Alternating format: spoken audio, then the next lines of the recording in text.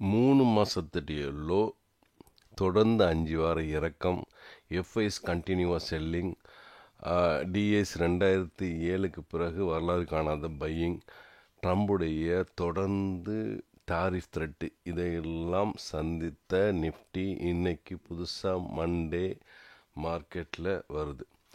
இந்த சூழ்நிலையில் என்ன ஆகலாம் அப்படின்னு தான் நம்ம லாஸ்ட்டில் பார்க்க போகிறோம். இப்போ நிஃப்டி டெக்னிக்கலாகவும் 20 moving average, 50 moving average, 100 moving ஆவரேஜுக்கு கீழே வந்துக்கிட்டே இருக்குது. 200 மூவிங் ஆவரேஜுக்கு தொடர்றதுக்கு இன்னும் கொஞ்சம் தூரம் தான் இருக்குது. சரியா?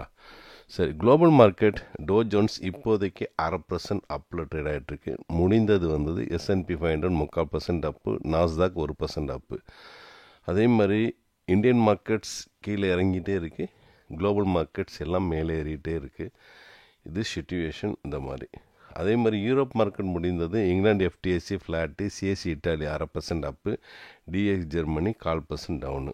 அதே மாதிரி ஏசியன் மார்க்கெட் முடிந்தது 1.25% அப்பு, Japan Nikkei, Singapore Straits Times 0.5% down, Hong Kong Hang Seng 1% down, Korea Kospi flat, Jakarta Indonesia 0.5% up, Shanghai China 1/4% down. ஏடிஆரை செக் பண்ணும்போது HDFC 1% டவுனு, ஆஃப்டர் ஹவர்ஸில் 3/4% up, ICICI 1% up, Wipro 0.5% down, Infosys 1/4% down, after ஹவர்ஸில் 1/4% அப்பு, ரிலையன்ஸு 1.25% டவுன். இது எல்லாமே நடந்து முடிந்தது. ஃப்ரெஷ்ஷாக மைண்ட் செட்டு இனிமேல் தான் தெரிய வரும். இன்னும் ஏதாவது ஸ்பெஷல் நியூஸோ இல்லை பேட் நியூஸோ இப்போதைக்கு இல்லை. ஃபர்தராக என்ன இருந்ததோ, வெள்ளிக்கிழமை என்ன இருந்ததோ அதே தான் சனிக்கிழமையும் ஞாயிற்றுக்கிழமையும் முடிந்து திங்கக்கிழமை ஃப்ரெஷ்ஷாக இப்போ நுழையுது. இன்னும் சொல்லப்போனால் ட்ரம்ப்புடைய தாரிஃப் த்ரெட்டும், இந்தியா அதுக்கு பதிலாக சில ஆக்டிவிட்டிஸ், சில பேச்சுக்கள், பிஎம்முடைய பேச்சு, ராஜ்நாத் சிங் அண்டு மற்ற மினிஸ்டர்களுடைய பேச்சுக்கள்லாம் கொஞ்சம் அஃபென்சிவாக இருக்கிறது நம்ம பார்க்கலாம். அதே மாதிரி புத்தின் ட்ரம்ப் மீட்டு, அப்புறம் சைனாவில் பிஎம் மோடி மீட்டு, இதெல்லாம் எல்லாமே ஒரு குழப்பமான சூழ்நிலையை தான் இப்போதைக்கு நிஃப்டி வச்சுருக்கு. பார்க்கலாம். சரி, இப்போ சில நியூஸ் பார்த்தீங்கன்னா 750 ஸ்டாக்ஸ் 52 வீக் ஹையில் இருந்து 50%க்கு மேலே இறங்கி இருக்கிறதாக மணிக்கண்ட்ரோலில் சொல்கிறாங்க. இதில் ஸ்மால் கேப் ரொம்ப அடி வாங்கியிருக்கு. ஃபைனான்சியல் செக்ஷன், இன்ஃப்ராஸ்ட்ரக்சர் இதெல்லாமே. சரியா? இதில் கேஷராம் இண்டிபெண்டன்ட் 97.8% இறங்கியிருக்குது. 235.95 ₹5.12 இருக்குது. சரி, இது ஃபஸ்ட்டு இந்த ஒரே எக்ஸாம்பிளுக்கு மணிக்கண்ட்ரோலில் சொல்லியிருக்கோம் 3 பார்த்துட்டு அதுக்கப்புறமா இது என்ன பிரச்சனை, எப்படி அவாய்ட் பண்ணணும், இந்த மாதிரி விஷயங்கள்லாம் நம்ம பார்த்துருவோம். ஆக்ரோங்கிற ஒரு கம்பெனி 95.8% இறங்கியிருக்குது.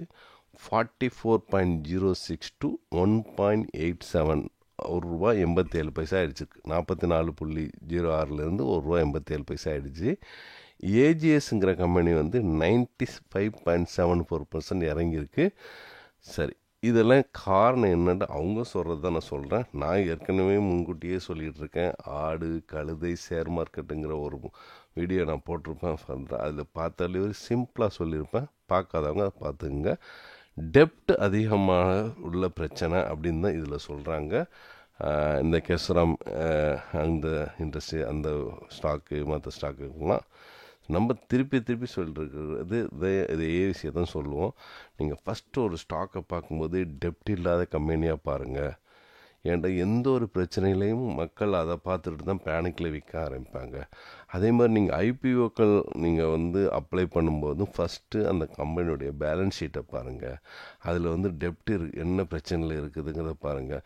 சில பேர் சப்பக்கட்டு கட்டுவாங்க. அதாவது கடன் வாங்கினா தானேங்க கம்பெனி ஆரம்பிக்க முடியும், கடன் வாங்கினா தானே இது பண்ண முடியும். சில கம்பெனிஸு ஹெவி வெயிட்ஸ் எல்லாமே அவங்க தலைக்கு மேலே டெப்ட் வாங்கி வச்சுருக்காங்க. ஒரு நாள் பிரச்சனைன்னு ஆனால் என்ன ஆகுன்னு சொல்லிட்டு யாருக்குமே தெரியாது. ரைட்டா?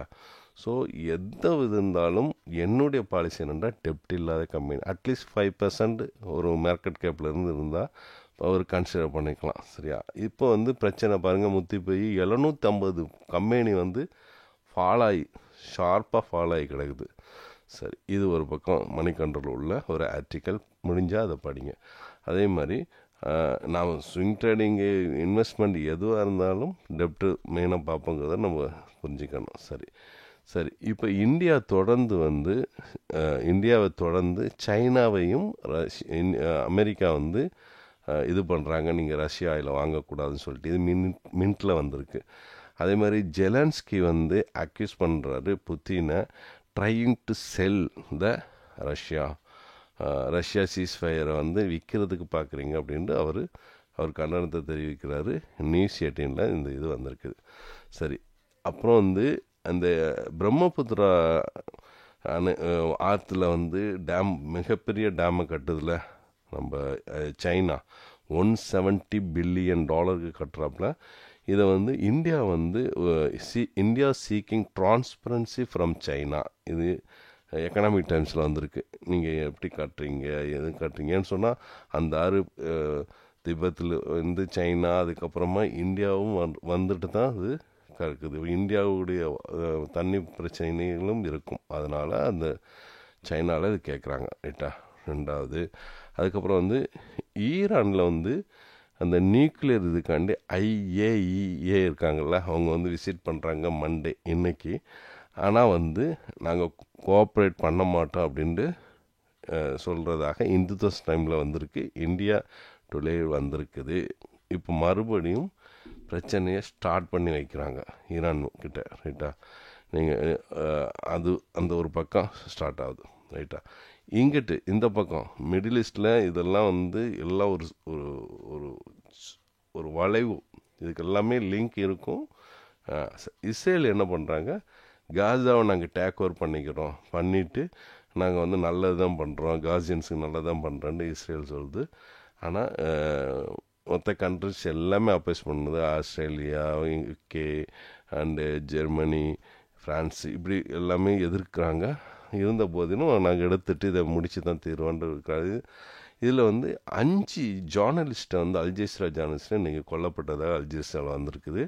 இது உலக லெவலில் பெரிய பேசுபொருளாக இப்போ நடந்துகிட்ருக்கு. அதே மாதிரி துருக்கி என்ன சொல்லுது, இந்த டைம் தான் யுனைட் ஆகி இஸ்ரேலுக்கு எதிராக எல்லாருமே இது பண்ணுன்னு ரிட்டர்ஸில் ஒரு நியூஸ் வந்திருக்கு. சரியா?